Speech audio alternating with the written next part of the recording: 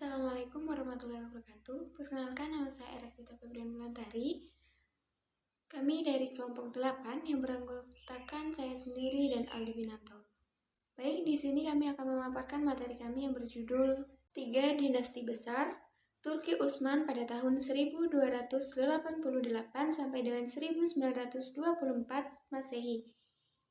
Safawi Persia pada tahun 1501 sampai dengan 1736 Masehi. Mughal atau India pada tahun 1526 sampai dengan 1857 Masehi.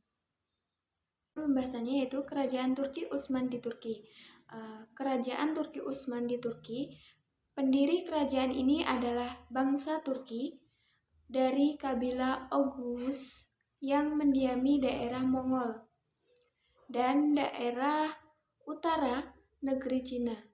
Sebelum kelompok Muslim di bawah pimpinan Ertuğrul yang mengabdikan dirinya kepada Sultan Dinasti Saljuk Rum.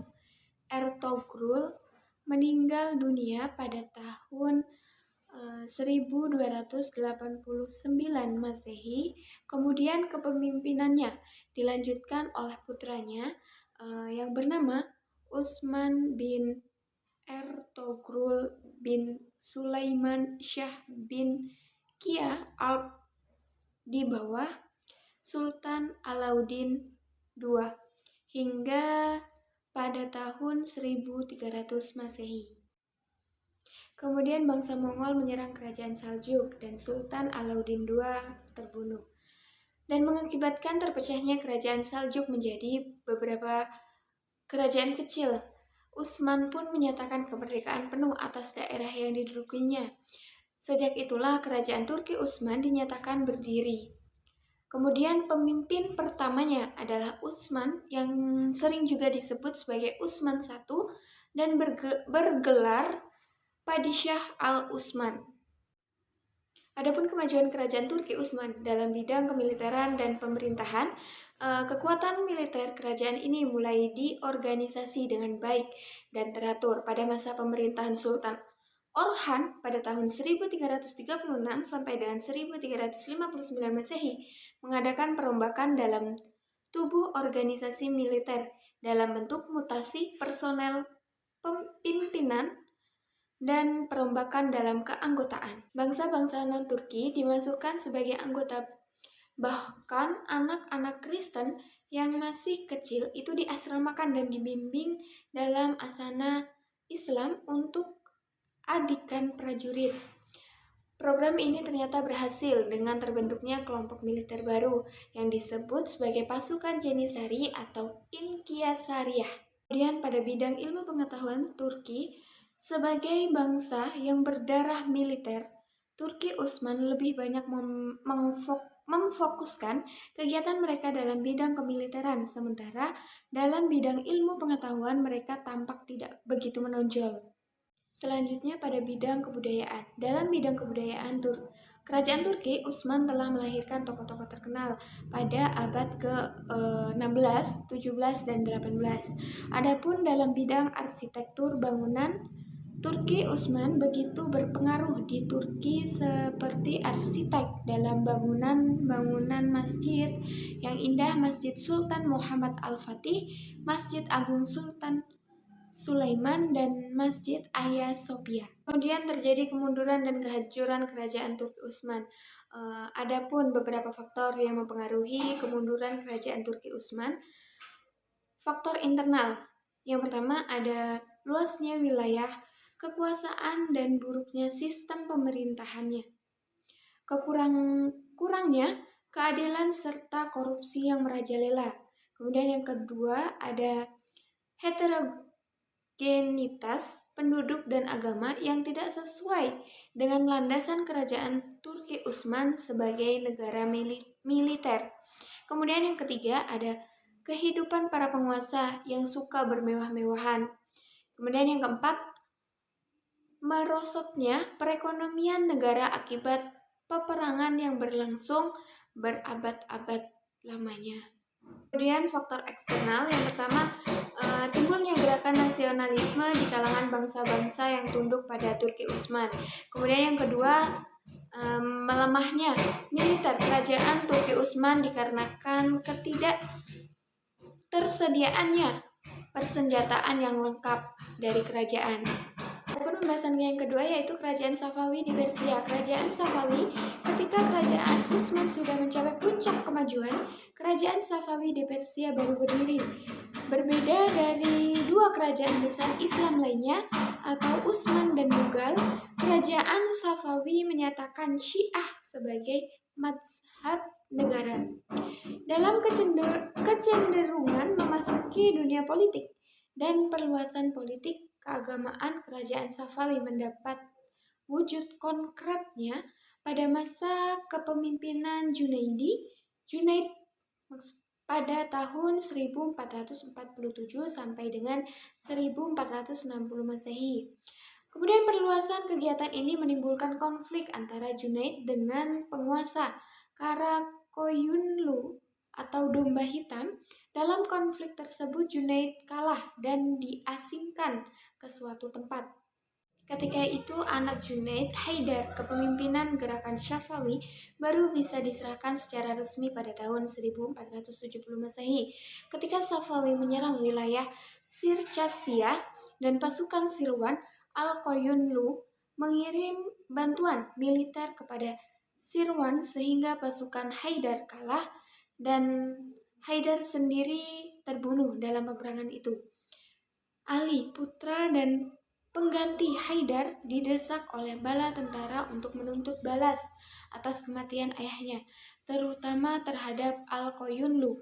Tetapi Yakub, pemimpin Al-Koyunlu, dapat menangkap dan menjarakan Ali bersama saudaranya Ibrahim, Ismail, dan ibunya di Fars selama 4,5 tahun pada tahun 1489 sampai 1493 Masehi. Kepemimpinan gerakan Safawi selanjutnya berada di tangan Ismail pada tahun 1501 Masehi. Kemudian Ismail I berkuasa selama 23 tahun. Peperangan dengan Turki Utsman terjadi pada tahun 1514 Masehi di Chaldiran, dekat Tabriz. Peperangan antara dua kerajaan besar Islam ini terjadi beberapa kali pada zaman pemerintahan Tahmasp I pada tahun 1524 sampai dengan 1576 Masehi, Ismail II pada tahun 1576 sampai 1577 Masehi, dan Muhammad Hudbanda pada tahun 1577 sampai dengan 1587 Masehi. Baik, selanjutnya akan dilanjutkan oleh teman saya. Baik, izin melanjutkan presentasi dari kelompok saya. Yang selanjutnya yaitu kemajuan kerajaan Safawi.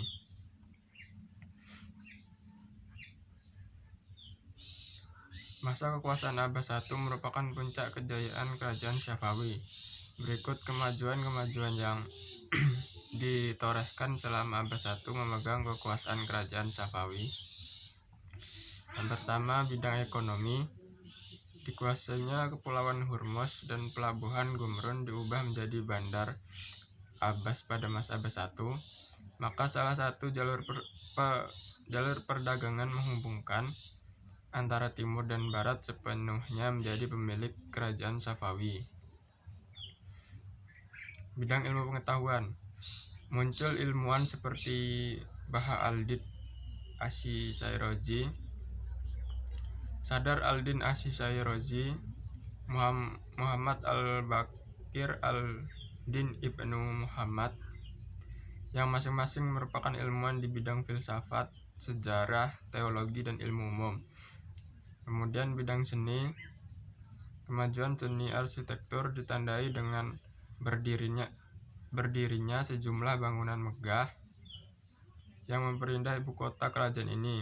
Sejumlah masjid, sekolah, rumah sakit, dan jembatan yang memanjang di atas Zenderut dan istana Cihil Sutun kota Isfahan turut diperindah dengan kebun wisata. Kemudian yang ketiga yaitu kemunduran dan kehancuran kerajaan Safawi.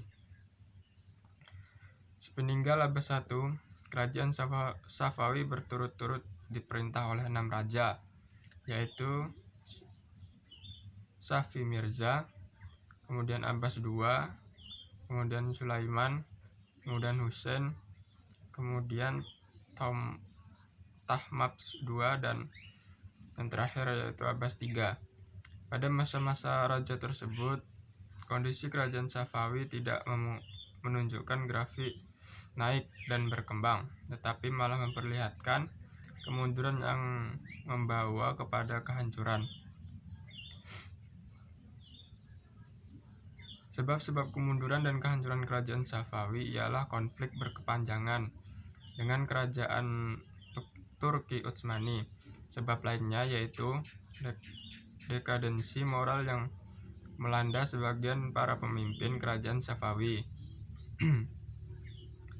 Seperti Sulaiman yang pecandu berat narkotika serta dalam kehidupan malamnya.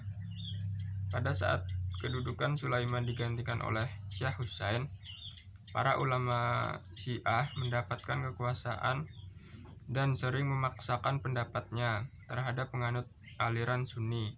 Sikap ini membangkitkan kemarahan golongan Sunni Afghanistan sehingga mereka memberontak dan berhasil mengakhiri kekuasaan dinasti Safawi. Kemudian kerajaan Mughal di India.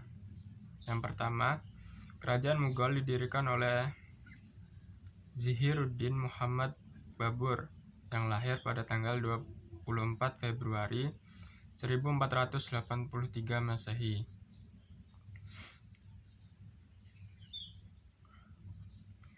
India menjadi wilayah Islam pada masa Umayyah, yakni pada masa Khalifah Al-Walid. Pasukan Umayyah yang dipimpin oleh Panglima Muhammad Ibnu Qasim, kemudian pasukan Ghaznawiyah di bawah pemimpin Sultan Mahmud mengembangkan Islam di wilayah-wilayah ini dengan berhasil menaklukkan seluruh kekuasaan Hindu dan mengadakan pengislaman sebagai masyarakat India pada tahun 1020 Masehi. Setelah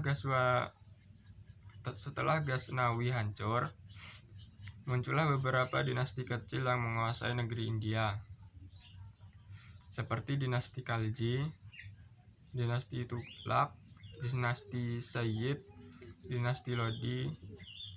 Kerajaan Mongol dan Mughal di India memiliki keterkaitan karena sama-sama didirikan oleh bangsa Mongol dan keturunannya. Sedangkan pengambilan nama Mughal adalah dari nama kebesaran bangsa Mongol. Yang kedua yaitu kemajuan kerajaan Mughal di bidang politik. Sekalipun dalam pemerintahannya, kerajaan Mughal banyak diwarnai oleh perbuatan kekuasaan. Namun secara keseluruhan dari pemerintahannya masih dapat terkendali, terutama pada masa Akbar. Hal itu disebabkan oleh para penguasa Mughal menerapkan sistem militeristik dalam rangka mempertahankan wilayahnya.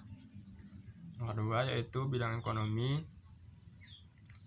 Di bidang ekonomi, sektor pertanian menjadi bagian terpenting selain perdagangan, pajak, dan perindustrian. Dalam mengatur sektor pertanian, pemerintahan menerapkan sistem hubungan petani berdasarkan lahan pertanian. Kemudian dalam bidang seni dan arsitektur, karya seni lainnya yaitu karya arsitektur yang sangat indah. Pada masa Akbar dibangun istilah Fatpur Sikri di Sikri, villa-villa dan masjid-masjid megah. Pada masa Syah Jahan dibangun masjid berlapis mutiara yang diberi nama Masjid Moti di Agra. Dibangun Taj Mahal, Masjid Raya Delhi, dan Istana India di Lahore. Sedangkan karya seni yang paling menonjol adalah karya sastra gubahan penyair istana, baik yang berbahasa Persia maupun bahasa India. bahasa India. Kemudian yang ketiga yaitu kemunduran dan kehancuran kerajaan Mughal. Pada abad ke-18 Masehi, kerajaan ini memasuki masa-masa kemunduran. Kekuasaan politiknya mulai merosot. Suksesi kepemimpinan di tingkat pusat menjadi ajang perebutan. Gerakan separatis Hindu di India Tengah, Sikh di belahan utara dan Islam di bagian timur semakin lama semakin mengancam. Konflik-konflik berkepanjangan mengakibatkan pengawasan terhadap daerah lemah. Pemerintahan daerah satu persatu melepaskan loyalitasnya pada pemerintahan pusat, bahkan cenderung memperkuat posisi pemerintahannya masing-masing. Ketika kerajaan Mughal memiliki keadaan yang sangat lemah seperti ini, pada tahun itu juga perusahaan Inggris atau yang disebut EIC sudah semakin kuat mengangkat senjata melawan pemerintahan kerajaan Mughal. Peperangan berlangsung berlarut-larut. Akhirnya, Shah Alam membuat perjanjian damai dengan menyerahkan Oudh Bengal dan Orsis kepada Inggris. Mungkin itu saja presentasi dari kelompok kami. Saya kembalikan ke moderator. Terima kasih.